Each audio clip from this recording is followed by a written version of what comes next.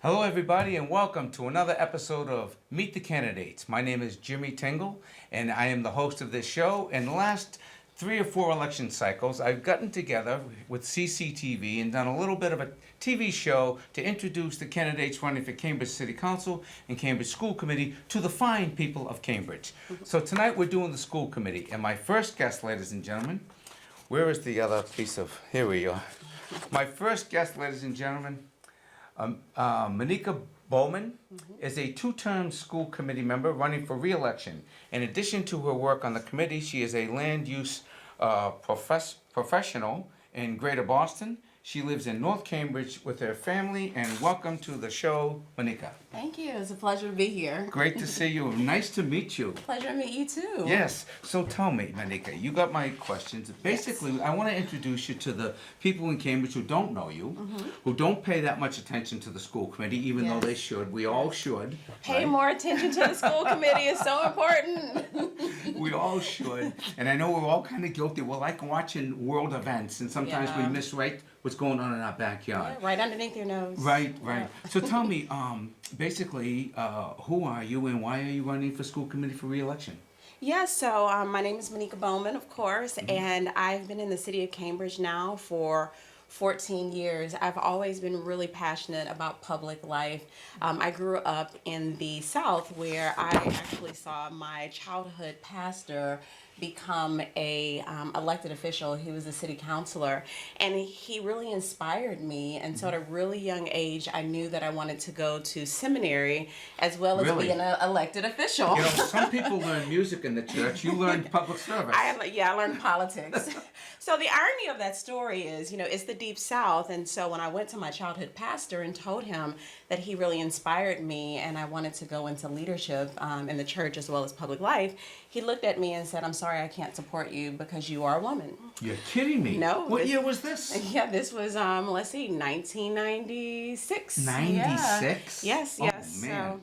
So for me, it's taken a while, and really me trying to find my path to public life as well as just my public service in general, because we all know that those two professions can be a little difficult for women at times, public life and the church. Yeah. Well, that's very surprising that he would say that. But anyway, welcome. Thank We're glad you. You're here. So I pushed through all of that, and I became an elected official in the city of Cambridge, serving the great people of Cambridge and families in Cambridge. And I do believe it is a great privilege and an honor. I don't take it for granted.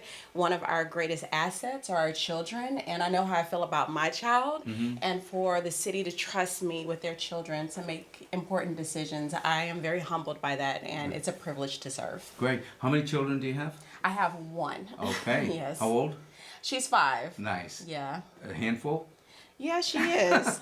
She's going to be okay in the world, but managing it in a tiny body sometimes. Right. So tell me, what is the Cambridge School Department doing well? What are we doing well here in the city of Cambridge, and where do we need work? Yeah, so for me, I really believe that we are so fortunate in this city. We passed our latest budget, our 2020 budget, and it was $202 million for a little over 7,000 students. We are doing complete tear downs of old facilities and building new facilities that are green and energy efficient. We are bringing programming like Our Brother's Keeper, Becoming a Man, to the city of Cambridge to help some of our youth that are struggling at the high school, as well as expanding opportunities with our dual immersion programs. All of those things are really great, and we also have challenges around our equity and opportunity gaps. Despite all the money that we spend, we are no different at times than other urban school districts that don't have the resources that we do to really tackle issues around kids that have certain learning challenges or kids that come from a lower socioeconomic backgrounds or even kids of color. And, as much as we tout all the accomplishments that I just mentioned, we can't rest on that because there's a huge chunk of our students that's just not benefiting from that significant amount of investment that we're putting into our school district. Right. Tell me, and so would you say one of the challenges parental involvement? Are parents working? They don't have time? What do you think it is? Well, it's complex. Yeah, right. I really, really passionately believe this, that a lot of times we try to search for what is the answer. Yeah. And there are multiple issues and challenges that's associated with our school system. Our school system is a microcosm of our society. Right. And we expect our educators to fix everything that's wrong with our society. Social workers, yes, mentors, everything. teachers, right? Yes, and we put all of that into our budget. You know, we have social workers, we have psychiatrists, we have aides. That said, we still have the social issues that we have to deal with to really be able to tackle some of those long-term systemic issues that's been plaguing our society that shows up and manifests in our school system. Right. Tell me what you're most passionate about. I'm most passionate about ensuring that equity is a part of our school system. And so one thing I'm really proud of that I was able to move forward, I led the effort to expand access to sanitary hygiene products in all of our schools. We were the first school district in the Commonwealth to achieve it. I also And really... that's fairly recently. That was only last term. Yeah, that was You would last think term. that would be kind of a Common no-brainer, sense, right?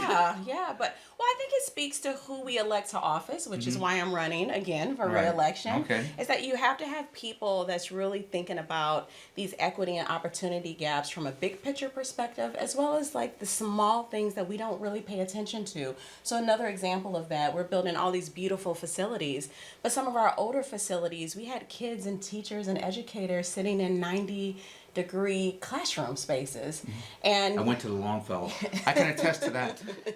and so we were creating an inequity where you had kids that can, study comfortably in one school building Right. and kids struggling in another, and then we wonder why we have these opportunity gaps. And so there's the big issues and there's the small issues, and I'm really committed to looking at all of them to tackle some of the issues we have in our city. All right. So if you are reelected, what do you think will be your top priorities?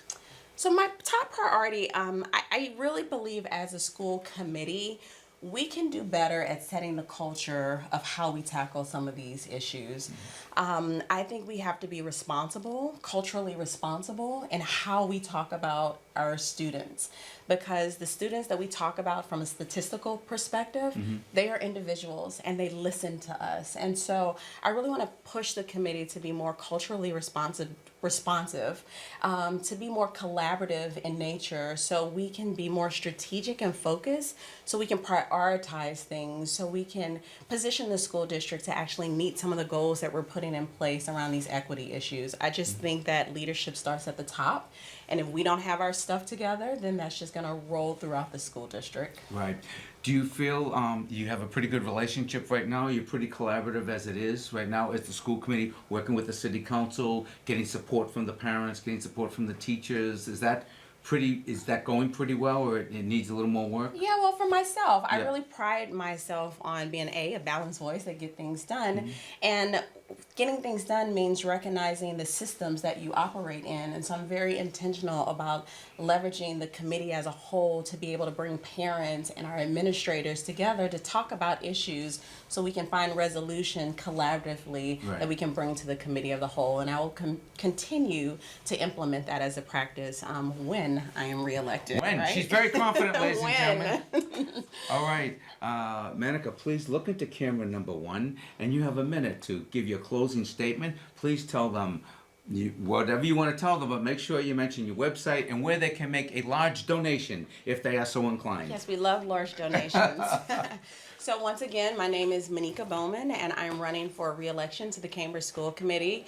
First, I want to thank you. It's been a privilege and an honor to serve the people of Cambridge and students of Cambridge. And I ask that you just send me back to finish the work that I started.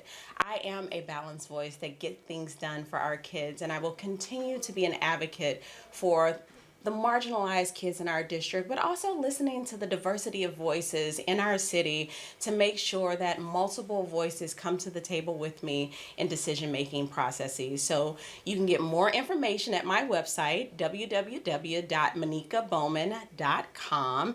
And of course, you can contribute to the campaign. The maximum donation is $1,000, but I take any level of donation because everyone has an impact on my ability to reach voters. So thank you for sending recommended me to serve over these past 2 terms, the past 4 years, and I hope I have the opportunity to come back and do it again. But you have to give me your #1 vote in order to make that happen. Manikka Bowman, ladies and gentlemen. Thank you. Let her know, sitting at home. Thank you so much for It's a coming in pleasure. tonight. It's a pleasure. Thank you.